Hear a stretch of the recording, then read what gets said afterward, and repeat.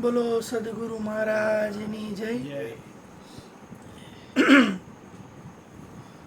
અત્યારે આમ જોઈએ ને તો મોટામાં મોટો પ્રશ્ન રહ્યો ને એ પોતાને જાણવાનો છે. માણસ આમ તો બધુંય જાણે છે, ઘણું બધું જાણે છે. પોતે કોણ છે, કયા વિસ્તારમાં રહે છે, શું એનું કામકાજ છે, કઈ જ્ઞાતિનો છે, એના માતા પિતા કોણ છે, આ પૃથ્વી કેવી રીતે ફરે છે, સૂર્ય કેવી રીતના ફરે છે, આપણે શું લઈ તો જીવી છીએ, ઓક્સિજન વિના આપણે જીવી ન હોગી. આવી બધી ઘણી બધી વસ્તુ જાણે છે, પણ એ પોતાને નથી જાણતો. એટલે થાય એવું કે પ્રશ્ન રહ્યો ને એ ઊભો ને ઊભો રહીએ કે હું કોણ છું, મેં કોણ હું, અને હુ આઈ એમ. તો જ્યારે આવા બધા સવાલ થાય ને માણસોના મગજની અંદર, તે જ ખરેખર એને એક ગતિ એની ચાલુ થઈ. ત્યાં લગીન એની ગતિ કોઈ જાતની હતી નહીં. બધુંય જાણકારી આખા જગતની હતી એની પાસે, પણ પોતાની જાણકારી એની પાસે નહોતી. એને એક નાનકડી વાર્તાથી આપણે સમજીને તો એક બહુ ભૂલકણો માણસ હતો, એકદમ ભૂલકણો, કે એને બધું ભૂલાઈ જાય.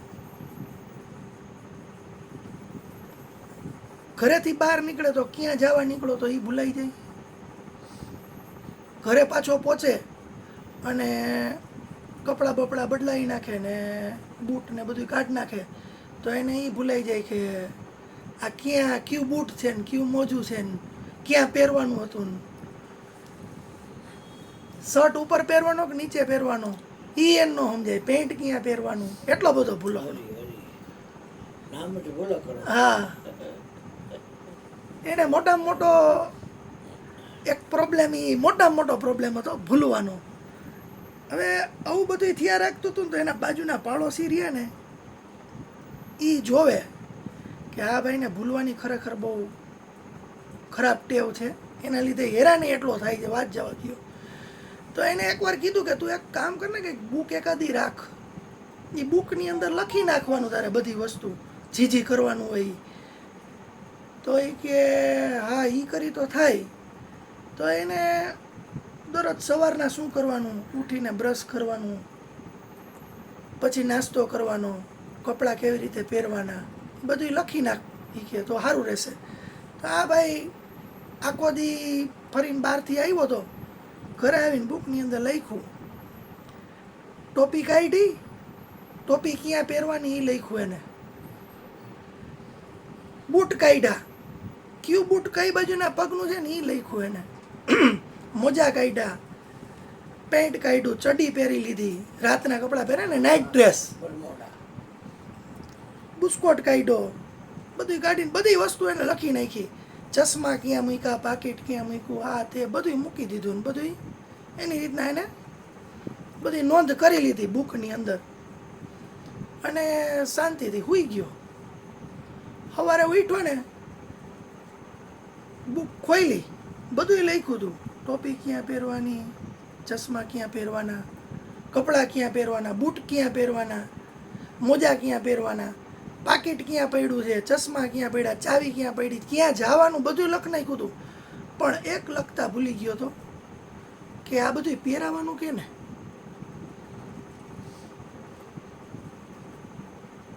બધું લખી નાખ્યું અંદર લાઈનસર, પણ એક વસ્તુ લખતા ભૂલી ગયો એ કે આ બધી વસ્તુ કેની હારે કરવાની, કેને પહેરાવાનું, કેના માટે આ બધું છે, આ આખી વિધિ કેના માટે છે એ જ ભૂલી ગયો. પણ એને એક વસ્તુ યાદ આવી ગઈ કે બાજુવાળા પાડોશીએ મને કીધું હતું તો હું એની પાસે જાઉં કે હવે આ બધી વસ્તુ રહી કેને પહેરાવાની. ન્યા ગયો, પાડોશીને પૂછ્યું કે આ બધી વસ્તુ રહી જે તમે લખી દીધી આની અંદર, એ કેને ફેરવવાની. પછી પાડોશીએ એને ચર્ચા કરી, પણ એ ચર્ચામાં આપણે બહુ રસ લેવા જેવું નથી. પણ જો મુદ્દો ભૂલાઈ જાય ને, તમે કોણ છો એ તમને જો ન સમજાય, તો આખું જગત તમે જાણતા હોય ને, આખા જગતની જેટલી નદીઓ રહી બધાના નામ તમને મોઢે હોય, ભારતના કેટલા રાજ્ય છે એ નામ તમને મોઢે હોય, આખા વિશ્વની અંદર કેટલા દેશ છે, કેટલી ભાષા છે, કેટલા ધર્મ છે, બધાય મહાપુરુષોના નામે તમને મોઢે હોય ને, પણ તમે કોણ છો એ જો તમને ન ખબર હોય તો બધુંય અજ્ઞાન સમાન. આ રીતે પોતાને જાણી લેવો ને, એ એક પહેલું પગલું છે. જો તમે તમને જ ન ઓળખતા હોય ને, તો તમે બીજું તો કઈ વસ્તુ ઓળખી શકશો? તમારે પોતાની નજીકની જે વસ્તુ એને તમે જો ન ઓળખી શકો, તો તમે નવું તો શું ઓળખી શકવાના છો? તો આપણે ખરેખર પોતાને જાણવા માટે ધ્યાન દેવાની જરૂર છે. કારણ કે પોતે જો નહીં જણાય ને, તો કેવું થશે કે બધુંય જાણપણું રહ્યું ને એ અજ્ઞાન થઈ જશે. આપણે એમ કહીએ ને કે આત્મજ્ઞાન થઈ ગયું એટલે બધું જ જણાઈ ગયું, સાક્ષાત્કાર થઈ ગયો. આત્મા તમને જો ઓળખાઈ જાય તો કે આત્મા કોણ? તું પોતે. તારું જે નામ છે, તારું જે કામ છે, તારી આઈડેન્ટિટી છે, આ બધી વસ્તુ રહી તું નથી. તું અલગ જ વસ્તુ છો. મનની અંદર બધાય વિચારો આવે માણસોને, સવારથી સાંજ લગીને બધાય વિચારો આવે, બધાય કામકાજ, બધાય ધંધાને લગતી વાત. ઘણા બધા તો એવા છે ને કે આખી આખી ગીતાઓ મોઢે કરી નાખી હોય, આખું રામાયણ મોઢે હોય. શ્લોક તમે જુઓ તો ગીતા રહી ને એ પાછી એમનેમ નહીં, સંસ્કૃતમાં આખી મોઢે થઈ જાય, એવા માણસો પડ્યા. પણ એને પોતાનું જ્યાં લગીન જ્ઞાન નહીં થાય ત્યાં લગીન બધુંય નકામું. તો આપણી ખોજ ખરેખર કઈ હોવી જોઈએ કે પોતાને ઓળખવાની. આપણે પોતાને ઓળખશી તો આગળ કંઈક જાણી શકશી. એકવાર એક રાજાની આવે ને, એક સંન્યાસી આવ્યા. એ સંન્યાસી આવ્યા ને એટલે વાત કરે બધી આત્મા ને પરમાત્માની ને એવી જ વાત કરે સંન્યાસી. એટલે રાજા રહ્યા ને એને પૂછ્યું એને કે તમે આ આત્માની ને પરમાત્માની વાત કરો તો મારે પરમાત્માને મળવું છે. તો કે પરમાત્માને તમને મળાવી દઉં. રાજાએ અચરજમાં પડી ગયા કે આ સીધો આવો જવાબ આપે. કારણ કે રાજાએ એવો પ્રશ્ન કેટલાય જણાને પૂછ્યો હતો. આની પહેલાં જેટલા યોગી મહાપુરુષો સંતો એની આવ્યા ને બધાને એને આવો પ્રશ્ન પૂછ્યો હતો. અને બધાય વેદાંતની રીતે, ઘણા ઉપનિષદની રીતે, ઘણા શાસ્ત્રો રીતે, ઘણા વેદોની રીતે એના જવાબ આપ્યા એને. પણ આને પૂછ્યું એટલે આને સીધું એમ કીધું કે હા કરાવી દઉં. તમારે અત્યારે સાક્ષાત્કાર કરવો છે કે અત્યારે મળવું છે કે થોડીક વાર ખમી હગો એમ છો?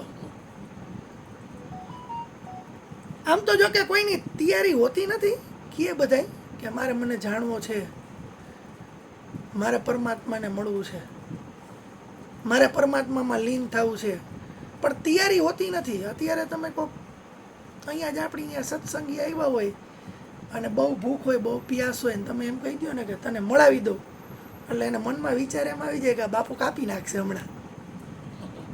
એમને તો ચામડાની આંખે તો દેખાય ને એવો અવિશ્વાસ ઊભો થઈ ગયો. માણસોને જાણી હગાય એવું નથી. તો સંન્યાસીએ કીધું તો અત્યારે ને અત્યારે જણાવી દો કે ખમશો? તો રાજા કહે તો હું જરીક પૂછી લઉં, બીજા અમારા જે હોય મેં એને પૂછી લઉં. તો કે પૂછી લ્યો તમે. એ કહે પૂછીને પછી એને નિર્ણય કર્યો કે હા અત્યારે અત્યારે જણાવી દો. એ કહે સંન્યાસીએ કીધું એક કામ કરો રાજા, એક નાનકડી ચિઠ્ઠી લ્યો, એની અંદર તમે કોણ છો એ લખો એ કહે. એટલે રાજાએ જે રાજ્યના રાજા હતા, જે દેશના રાજા હતા એનું નામ લખ્યું ને એ પોતે રાજા છે એમ લખ્યું. પછી કીધું તમારું નામ લખો અંદર. એટલે નામ લખ્યું એને, એનું, એના બાપાનું નામ ને એની અટક આ લખ્યું ચિઠ્ઠીની અંદર. અને એ ચિઠ્ઠી રહીને એ આપી સંન્યાસીને. એટલે સંન્યાસીએ વાંચી કે કદાચ એવું બને કે તમે થોડોક ટાઈમ પછી કોઈ બીજા તમારી માથે ચડાઈ કરે અને આ રાજ્ય વયું જાય અને તમે ભિખારી થઈ જાઓ, તમે રાજા ન રહ્યો, તો આ રાજા લખ્યું છે અહીંયા, તો તમે રાજા હોય તો જ એ હૈસો કે ભિખારી હોય તો એ જ હૈસો? તો કે ભલે ને ભિખારી થઈ જાવી કે તો હું જ રહું ને, ભિખારી થઈ જાવ તો હું જ રહું ને. એ કે હું રાજા છું અને ભિખારી થઈ જાવ તો હું જ રહી શીખીએ. તો સીધું સંન્યાસીએ એની માથે મારી ચોકડી કે રાજા તરીકે તમે જે પરિચય આપ્યો, મને પરિચય તમે આપ્યો રાજા તરીકે, એ પરિચય તમારો ખોટો. તમે તમારો પરિચય જે રીતના બધાને બતાવો છો કે હું રાજા છું, તો એ પરિચય ખોટો છે. પછી એને કીધું આ નામ લખ્યું છે, આ નામ તો તમારા માતા પિતાએ રાખ્યું. એ કે આ નામ તમારા શરીરનું નામ અત્યારે, અને કદાચ એવું બને કે કદાચ તમે નામ તમારી રીતના બદલાવી શકો, બદલાવવું હોય તો, ન ગમે તો, અને તમારા માતા પિતા બીજું કઈ નામ રાખી અગત, તો આ નામ રહ્યું એ તમારું જે રાજા ન હોય તો એનું એ જ રહીએ. તમારા માતા પિતા બદલાવી નાખે તો આ જ નામ રહેશે? તો કે ના, અત્યારે તમારા માતા પિતા કે તમારા ફૈબાને બોલાવવામાં આવે અને એમ કે નામ બદલાવી નાખો, તો તમારું આદિત્ય નામ રહ્યું એ આદિત્ય નામ ફેરવી અને બીજું રાખી દઈએ, તો એ નામ રહ્યું એ બદલી જાય, તો તમે એ નહીં રહેશો કે તમે ભેગા બદલી જશો નામ ભેગા? રાજા કે નામ બદલી જાય તો હું તો એનો જ રહું ને. કે તો કે તમે બીજી માહિતી આપી ને એ ચોકડી, એ ખોટું. તમે રાજાય નથી, તમે આદિત્યય નથી, હવે તમે કોણ છો એ તમને ખબર નથી એવું માની લઉં. રાજા પગે પડી ગયા એના સંન્યાસીના. એ કે હા, મને ખરેખર હું બધુંય જાણું છું, કેટલું મારું રાજ્ય છે, કેટલી આવક છે, કેટલું હાલિયાણું ચાલુ છે, કેટલા ગામ મારા અંડરમાં છે, કેટલી મારી રાણીઓ છે, કોણ મારા દુશ્મન છે, બધું હું જાણું છું. એ કે પણ તમે આ બે વસ્તુ કાઢી નાખી તો હું ખરેખર મને નથી જાણતો. એ કે મારી ઓળખાણ તો વહી ગઈ. કે તો કે જો ઓળખાણ તારી આ બે વસ્તુથી વહી જાય તો આ ચિઠ્ઠી પાછી તને, અને પરમાત્માને મારે તને મળાવો છે તો ત્યાં મારે પહેલાં પેગામ દેવો પડે. એ કે જેમ મોટા કોઈ ઓફિસર કે મોટા નેતા કે કોઈ મોટા રાજકારણીઓને તમારે મળવું હોય તો પહેલાં એક ચિઠ્ઠી મોકલાવી પડે, અને એ ચિઠ્ઠી અંદર જઈ અને એ એમ કહે કે મોકલો એને તો અંદર આવવા દે. તો એવી રીતના મારે તારી આઈડેન્ટિટીની ચિઠ્ઠી ત્યાં દેવી પડે તો હું તને પરમાત્માને મળાવી શકું, ને કે હું તને પરમાત્માને ન મળાવી શકું. એ કહે તો કે તો હવે રાજા અનવાણા. એ કે તો હવે શું કરવું? તો કે હવે મારે આશા મૂકી દેવાની? તો કે તું તને જાણી લે, આ રાજપાટ ને બધું તો ત્યાં જાણી લીધું. ખરેખર ઓલો જે આપણે પેલી વાત કરી ભૂલકણો માણસ હતો, એ તો ભૂલકણો હતો, એને તો ખબર નહોતી પડતી, ભૂલાઈ જ જતું હતું. ખરેખર આપણે તો કેટલા હોશિયારથી બધુંય આપણે જાણી છીએ.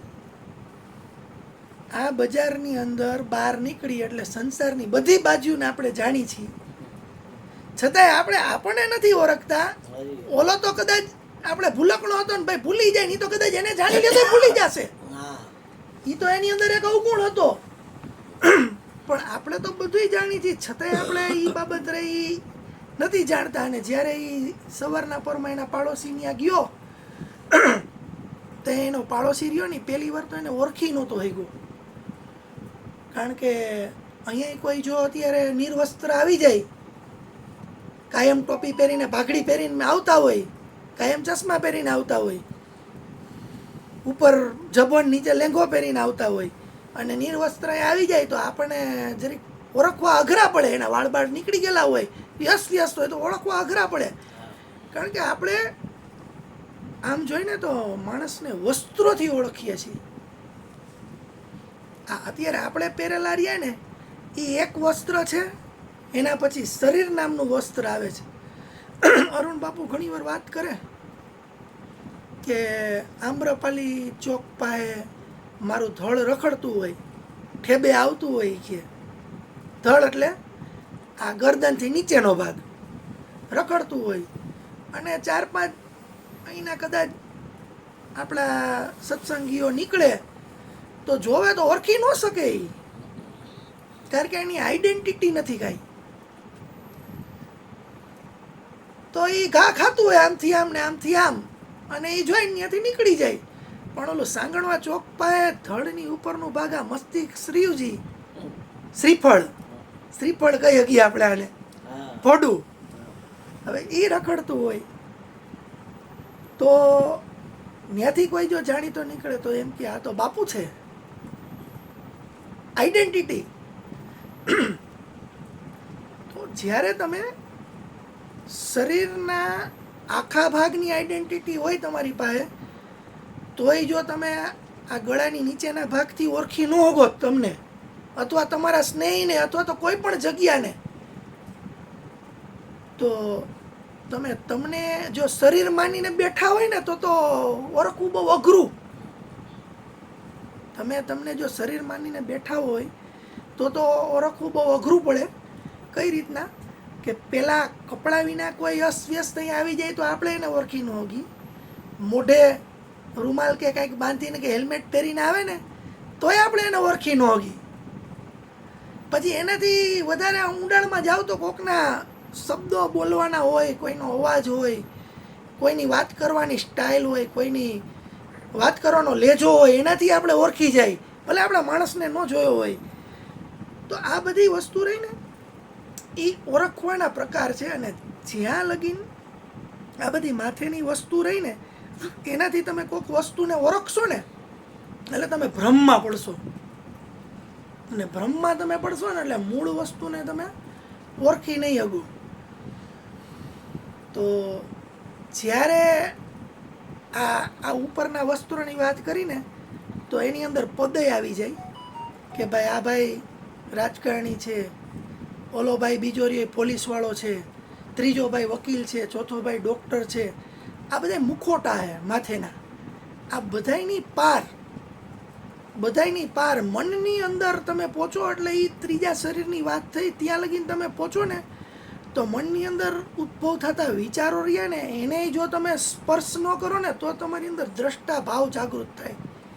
તો પછી દ્રષ્ટા ભાવ જે જાગૃત થાય તમારી અંદર, અને એક દ્રષ્ટા ભાવે તમે કોઈ પણ વસ્તુ થતી જે જોશો ને તે તમને ખરેખર સમજાશે કે આ બધુંય, આ જેટલું બધું એ બધું દેખાય ને સપનું છે. બધુંય સપનું, જેટલું દેખાય છે ને બધુંય સપનું છે. અને આપણે ખરેખર નીંદરમાં છે. અને નીંદરમાંથી તમે જે માની લ્યો ને મનની અંદર કે હું ઉઠી ગયો છું, તો સપનું જ ચાલુ છે. તમે માની લ્યો કે આ સપનું છે તોય સપનું ચાલુ છે. પણ તમે જે જાગી જાઓ ને, ખરા અર્થની અંદર જાગી જાઓ ને, જાગૃત અવસ્થા તમારી થઈ જાય એટલે તમને ખરેખર સમજાય કે આ સપનું હતું અને પોતે જાગેલો એટલે દ્રષ્ટા. આ સંસારની બધી માયા જાળ રહીને જી એ સપના સમાન લાગવા માંડે જાગો ને એટલે. અને આમ જો ને તમે તો મન રહ્યું ને એની અંદર સંકલ્પ વિકલ્પ બંધ થાય ને એટલે તમારા માટે દુનિયા સમાપ્ત થઈ જાય. અને એનું જીવતું જાગતું ઉદાહરણ આપું ને તમને તો હમણાં આપણે અત્યારે આ સત્સંગ કરી છીએ, બધા ભેગા થઈએ અત્યારે જેવું 12-12:30 વાગે ને આપણે ઘરે પહોંચશી, અડધી કલાક મોબાઈલ ઘુમેડી કે જે કંઈ કરતા હોય કરશી દિનચર્યા, અને પછી આપણે સૂઈ જશે ને એટલે આપણને નીંદર આવી જશે. નીંદરનો ઘેરો જેવો આવશે ને આપણને, એટલે આપણું મન રહ્યું ને એ ભેગે ભેગું મરી જાય. જે તમારું મન મરી જશે. કોફી ને ભૂપેનભાઈ ની કોફી અને અમારા બધા માટે ચા હારી બનાવજો છોકરા. જે આપણું મન હોઈ જશે ને તે આપણી અંદર આવતા બધાય વિચારો બંધ થઈ જશે. એટલે આપણે નીંદરમાં જે વહી જાય ને તે તમે મહેસૂસ કરી શકશો કે તમારા માટે દુનિયા અદૃશ્ય થઈ ગઈ. નીંદરમાં જાઓ એટલે વિચાર બંધ, મન બંધ. એ નાની સમાધિ છે એક, અને આ મોત રહ્યું ને એ મોટી સમાધિ છે. મોત રહ્યું એ મોટી સમાધિ છે. આ નિંદ્રા રહી નાની સમાધિ છે. એનો પ્રયોગ તો આપણે પોતે કરી શકી કે સૂઈ જાય એટલે વિચારો આપણા બંધ થઈ ગયા, એટલે આપણું મન રહ્યું ને એને આપણે અંદરથી જવાબ દેતા બંધ થઈ ગયા. આપણો દ્રષ્ટા અંદરનો જાગી ગયો. એ જાગી ગયો ને એટલે આ સંસાર આખો સમાપ્ત થઈ ગયો. કોઈ વિચાર આવે તમને, એટલો વિચાર ન આવે. તમે સૂતા હોય ને તે તમને શ્વાસ તમે લ્યો ને જી, એ તમે ન લેતા હોય, કારણ કે તમે તો સૂઈ ગયા હોય. તમે શ્વાસ કઈ રીતના લઈ શકો? તમે જે નીંદરમાં વયા જાવ એટલે શ્વાસ લેવાની ગતાગમ ન થાય. પછી તમને તમારું શરીર રહ્યું એ અહીંયા પડ્યું હોય અને એની માથે કોઈ વસ્તુ પડે, કોઈ આથડે, કોઈ પૂર આવી જાય, ગમે એ થઈ જાય, તમને જે મહેસૂસ થશે ને શરીરને, તે તમે જાગૃત થશો ને તે ખબર પડશે. એટલે જાગૃતિ મેઇન મહત્વની વાત છે. અને જાગૃતિનું એક બીજું ઉદાહરણ આપું. જ્યારે આપણે જાગૃત થઈ જાય ને એટલે કે દ્રષ્ટાભાવ આપણી અંદર જાગી જાય ને પછી આ સંસારની માયા કોઈ આપણને અસર ન કરે. કોઈ પણ જાતની બાજી આપણને અસર ન કરે. જેમ કે હરખ શોખની હેટકી ન આવે એમ બાપુ બોલતા હોય. હવે હરખ શોખની હેટકી ન આવે એટલે કેવું થયું કે તમે બહુ વધારે પડતી કોઈ ખુશી આવી જાય ને તો એની અંદર તમે ખુશી ન થાવ, અને વધારે પડતો દુઃખીપો આવી જાય ને તો તમે એની અંદર દુઃખી ન થાવ. એવી રીતના લેવલે તમે પહોંચી જાઓ. તો આ લેવલે તમે પહોંચી જાઓ ને એટલે કેવી રીતનું થાય તમારે કે જિંદગી રહી ને તમારી જે એ દ્રષ્ટાભાવથી પસાર થવા માંડે. દ્રષ્ટાભાવથી જે પસાર થવા માંડે ને તે બહારની કોઈ વસ્તુ તમને હલાવી ન હોગે. બહારના કોઈ પણ જાતના પરિબળો રહ્યા એ તમને હલાવી ન હોગે. એક જાગૃતતા તમારી અંદર આવી જાય. આવી જ જાગૃતતા લેવા માટેનો જે પ્રયાસ રહ્યો ને એ તમે ધીરે ધીરે અત્યારે કોઈ મંત્ર જાપ, સત્સંગ, આજે આપણે અત્યારે બધા ભેગા થાય છીએ એનાથી એક એકાગ્રતા લઈ આવવાનો પ્રયત્ન બધો હાલી રહ્યો છે. અને એકાગ્રતા ધીરે ધીરે આવતી જાય એટલે એક લય બંધાતી જાય. પ્રેક્ટિસથી બધી વસ્તુ થાય. કોઈ પણ વસ્તુ તમારે કરવી હોય ને તો પ્રેક્ટિસથી થાય. તો આમ તમે જુઓ ને તો આની પહેલાં એકવાર વાત કરી હતી કે કોઈ ગાડી અહીંથી દ્વારકા જાતી હોય ને તો બધાયનું ધ્યાન રહ્યું ને એ ગાડી માથે હશે, પણ ખરેખર ગાડી હાલતી નથી. ખરેખર ગાડી રહી ને, ગાડી એટલે કે 4 વ્હીલ, એ પોતે હાલતી નથી. પોતે સ્થિર વસ્તુ છે. હાલે છે શું? એના વ્હીલ હાલે છે. વ્હીલ રહ્યા ને ગોળ ફરે, એ હારો જ. એ આપણું મન છે. ગોળ ગોળ ગોળ ગોળ ગોળ ગોળ ગોળ ગોળ ફેરે રાખે. પણ એ જેવું હાલતું હાલતું દ્વારકા પહોંચે ને એ ફરતું હોય ને એને વચ્ચેનું બંધારણ એટલે કે ધરીનું હોય ને, જો એની વચ્ચેની ધરીનું હોય ને તો એ વ્હીલ રહ્યું ને એ ગાડીને આગળ ગતિ ના કરી શકે. તો આ શરીર માથે બધાયનું ધ્યાન છે, આવરણ માથે બધાયનું ધ્યાન છે, આ હોદ્દા ઉપર બધાયનું ધ્યાન છે, પદ ઉપર બધાયનું ધ્યાન છે, પ્રતિષ્ઠા ઉપર બધાયનું ધ્યાન છે, પોતાના અસ્તિત્વ માથે બધાયનું ધ્યાન છે. પણ કોઈનું ધ્યાન મેઇન જે કેન્દ્ર છે ને એની માથે નથી. કેન્દ્ર એટલે ધરી, અને ધરી એટલે એ પરમાત્માનો અંશ, એ આત્મા, અને એ જ પોતે તમે દ્રષ્ટા. જ્યારે તમારી અંદર આ જાગી જશે ને ત્યારે પછી કંઈ જાણવાનું રહેશે નહીં. અને આ મુનિજી ઘરે આવ્યા હતા ને રાજાની રાજમહેલની અંદર, એને છેલ્લે એ જ વાત કરી કે તારી આઈડેન્ટિટી કાંઈ નથી એટલે હું તારો સંપર્ક ઉપર નહીં કરાવી શકું, પણ તું તને જાણ, તું તને જાણવાનો પ્રયત્ન કર. તને જેવો તું જણાઈ જઈશ ને પછી તારે મારી પાસે આવવાની જરૂર નથી. પછી તારે મારી સંન્યાસીએ કીધું તારે મારી પાસે આવવાની જરૂર નથી, કારણ કે તું તને જાણી લઈશ ને એટલે તારી અંદર બોલવા વાળો, તારી અંદર સાંભળવા વાળો, તારી અંદર રમવા વાળો, મારી અંદર બોલવા વાળો, મારી અંદર સાંભળવા વાળો અને મારી અંદર રમવા વાળો, આ બધા એક જ છે. પછી તારી અંદર જાગૃતતા આવી, એ જ મારી અંદર જાગૃતતા આવી છે, એ જ એક હશે અને એ જ અનેક હશે અને એ જ બધાયની અંદર હશે. પછી તારે મારી પાસે આવવાની જરૂર નથી. તે રાજાને ખરેખર આત્મજ્ઞાન થઈ ગયું, તેને તે ક્ષણે થઈ ગયું અને થઈ ગયું ને એટલે એને ખબર પડી ગઈ કે ખરેખર જે હું ધારતો હતો ને સપનું હતું. અને શંકરાચાર્યએ કીધું કે જગત સપનું છે,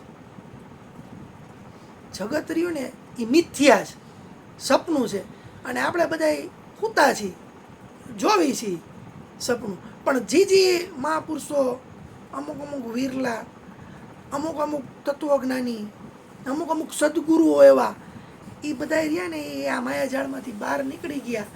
અને એવા આપણે અરુણ બાપુ ને મયુર બાપુ જો સમજી અને ખરેખર જો તમારે તમને ઓળખવા હોય, ખરેખર તમારે ચાલુ જ તમારાથી કરવું હોય, કારણ કે કોઈ સરનામા વિના તો તમે ક્યાંય પહોંચી શકવાના નથી, આઈડેન્ટિટી વિના ક્યાંય પહોંચી શકવાના. તમારી પાસે સરનામું કાંઈ ન હોય, તમે એમ કહો કે મારે ઇન્ડિયાની અંદર રાજકોટની અંદર આ જગ્યાએ જવું છે પણ સરનામું નથી, તો આવડા રાજકોટની અંદર તમે ન પહોંચી શકો.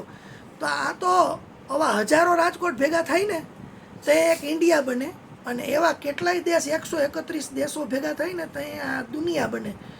અને એવી દુનિયા આખી હલાવનાર રહે ને ત્યાં પહોંચો, સરનામા વિના કેમ પહોંચશો? કઈ રીતે પહોંચશો સરનામા વિના? એટલે તમે પહેલા તમારી યાત્રાની શરૂઆત રહીને એ તમને જાણવાથી કરી લ્યો. તો બાપુ જેવા રહ્યા એ જણાવે જ તમને. ખરેખર ઈચ્છા હોય, થોડોક અભ્યાસ હોય અને થોડીક પ્યાસે હોય તો આ વસ્તુ શક્ય છે. અશક્ય નથી, શક્ય છે. પણ તમને ખરેખર સમજાશે ને તે થશે. બાકી તમે રાજા બની જાઓ ને તો એ આ વસ્તુ પ્રત્યે તમારું ધ્યાન નહીં જાય. તમારે તમારું મોઢું જોવું હોય તો અરીસા પાસે જવું જ પડશે. અને આ જ સાચો દીવો છે, આ જ સાચો પ્રકાશ છે. આના સિવાય કોઈ પ્રકાશ નથી.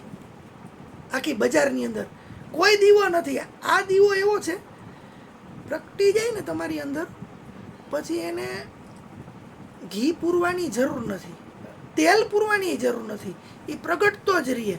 ઓલો દીવો રહ્યો ને એ તો ઠરી જાય ને. અત્યારે આપણે આ દીવા હોય બધા ઘરની અંદર, એમાં તમે અંદર તેલ પૂર્યું એટલી વાર હાલશે, એટલી વાર પ્રકાશ આપશે, પ્રકાશ વયો જાય, પાછું અંધારું થઈ જાય. આ એકવાર પ્રગટી જાય ને એટલે એ પ્રકાશ રહ્યો ને તમને હાલવામાં મદદરૂપ થશે. તમારી યાત્રા જે શરૂ કરો છો ને એ યાત્રા જેમ 4-વ્હીલની આગળ 2 હેડલાઇટ હોય ને, એ ખાલી 2 હેડલાઇટ રહીને ફોડ નાખો ને અથવા એને બંધ કરી દો ને તો એની યાત્રા ત્યાં ઊભી રહી જાય. એમ પ્રકાશની જરૂર પડે. અને એ આ પ્રકાશ રહ્યો, એ દીવો રહ્યો, એ તમારી અંદર પ્રગટ થઈ જાય ને પછી તમારે યાત્રા રહીને એટલી બધી સરળ થઈ જાય ને કે એની વાત જવા દો, બહુ વહેલી પડશે યાત્રા. તો આ રીતે તમે પહેલાં તો તમને ઓળખવાની થોડીક ચેષ્ટા કરો અને તમે ઓળખાઈ જાઓ ને પછી તમે તમારી યાત્રા કરો તો ખરેખર આનંદ આવશે. બોલો સદગુરુ મહારાજની જય. વિમલ કરીને એક છોકરો આવતો, હમ કાઉન્ટ એક્ઝામ નથી આવતો,